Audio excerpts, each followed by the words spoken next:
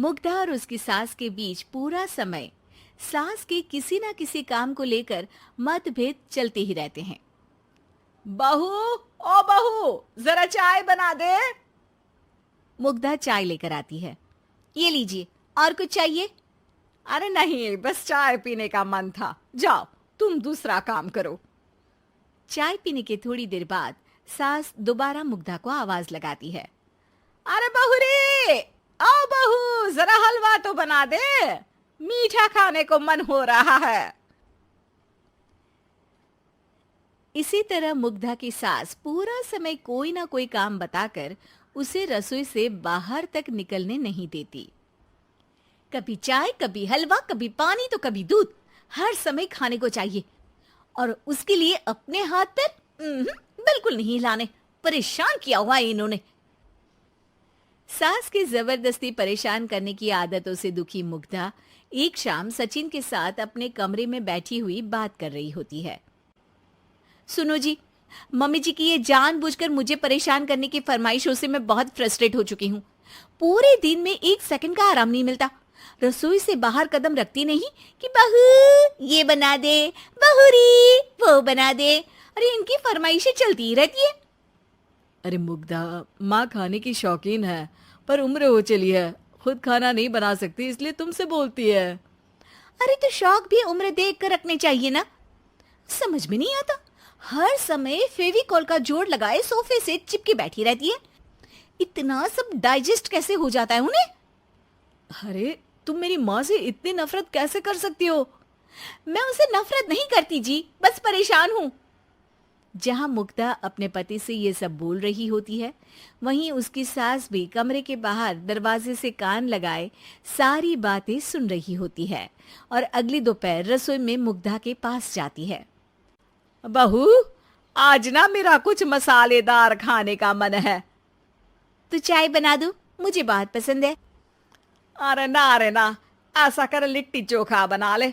और हाँ, जितना मसाला बातों में मिलाकर पति को सुनाती हो ना, सब्जी में भी वैसे ही डाला करो, खाना स्वादिष्ट बनेगा। सास की बात सुनकर मुग्धा हैरान रह जाती है। मतलब अब पूरा समय मुझ पर हुक्म चलाने के साथ बंद कमरे में हुई पति पत्नी की बीच की बातें भी सुनती है? अरे बात जब मेरी थी तो सुनने में क्या दिक्कत है? ये कहकर सास वहां से चली जाती है। अरे अब तो हद पार हो गई। इस तरह से तो ये मेरा जीना मुश्किल कर देंगी। मुग्धा सास की हरकतों से परेशान उसका हल सोचने लगती है और इसी तरह कुछ दिन बीत जाते हैं, जिसमें सास का जन्मदिन आता है। मुग्धा बहुत खुशी के साथ अपनी सास को एंड्रॉइड मोबाइल गिफ्ट करती है। मम्मी, आपको सबसे बात करने के लिए बहुत दिक्कत होती है ना? कभी सचिन तो कभी मुझे बोलना पड़ता है, पर इस मोबाइल से आपको कोई दिक्कत नहीं होगी। एक जगह बैठे बैठे बहुत कुछ कर सकती हैं अब आप। मोबाइल देख सासू माँ खुश हो जाती है, पर उसे इस्तेमाल करना तो आता नहीं, इसलिए साइड में रख देती है। जिसे देख मुग्धा घर का सारा काम छोड़ मोबाइल सेट कर सास को इस्तेमाल करना सिखाने लगती है, जिसके बाद अब सास पूरा समय मोबाइल में ही लगी रहती है। हाय, जब से मम्मी को मोबाइल मिला है मेरी लाइफ में कितनी शांति आई है। अच्छा है, इसी तरह बिजी रहे तो मैं भी सुकून की जिंदगी जी पाऊंगी। अब मुग्धा जब मन करे काम करना, जैसा चाहे वैसा खाना बनाकर खाना, पूरा समय रिलैक्स और खुश रहने लगती है। क्या बात है, आजकल तुम बहुत चहक रही हो। अरे मम्मी जी से छुटकारा जो मिला है, अब ना फरमाइशें ना छुप छुप कर बातें सुनना। अच्छा, तो मोबाइल गिफ्ट करने की ये स्कीम थी। इसी तरह दिन बीतते हैं और अब मोबाइल पर लगी सास फरमाइशों की जगह सवालों के लिए बहू को आवाजें लगाना शुरू कर देती है। अरे बहू सुन तो, देख जरा किसी का फोन क्यों नहीं मिल रहा?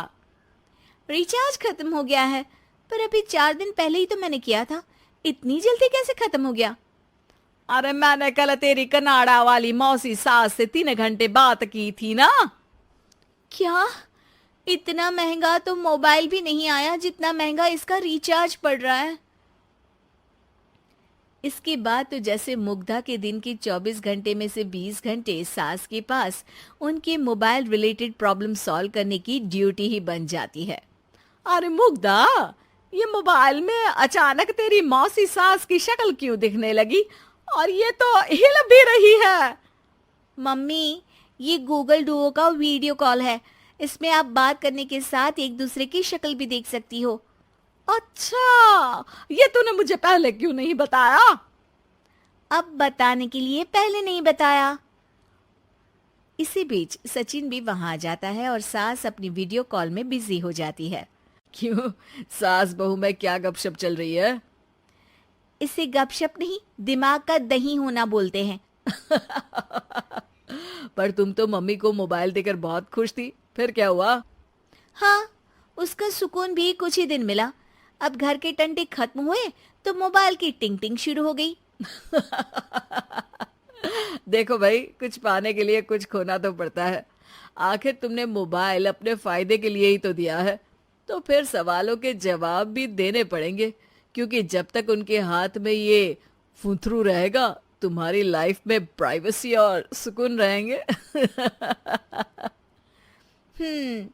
कहने का मतलब है अगर इससे प्यार बढ़े तो दाग अच्छे हैं। अरे मुझे पहले दिन से ही पता है मोबाइल किस मकसद से दिया गया है। भूलो मत, इससे पहले मैं बातें ही सुनती थी। सास की ये बात सुनकर मुग्धा शॉक में और सचिन हंसता रह जाता है।